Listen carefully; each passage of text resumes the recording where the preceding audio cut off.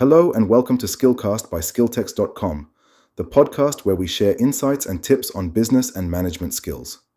I'm Mahmoud, and this is episode 2 of our series. In this episode, we will talk about the planning types and process, using simple examples, along with the most common planning tools and their advantages.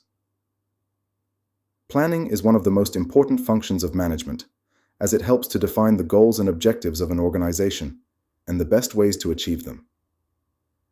Planning can be done at different levels, such as strategic, tactical, operational, and contingency planning. Each level has a different scope, time horizon, and purpose. Strategic planning is the process of setting the long-term vision and direction of an organization and aligning its resources and capabilities with its mission and values. Strategic planning involves analyzing the external and internal environment, identifying the strengths, weaknesses, opportunities, and threats, and formulating the strategies and action plans to achieve the desired outcomes.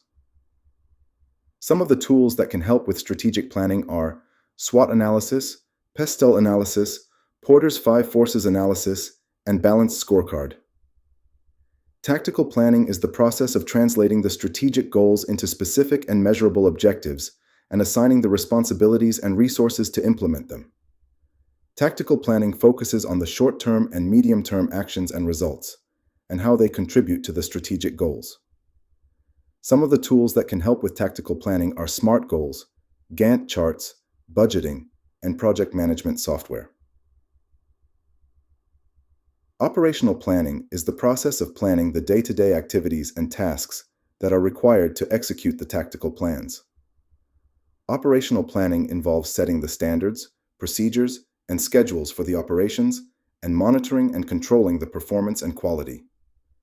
Some of the tools that can help with operational planning are SOPs, checklists, KPIs, and dashboards. Contingency planning is the process of preparing for the unexpected events and risks that may disrupt the normal operations and plans. Contingency planning involves identifying the potential scenarios and impacts, developing the alternative plans and responses, and testing and updating them regularly. Some of the tools that can help with contingency planning are risk matrix, scenario analysis, business continuity plan, and crisis management plan.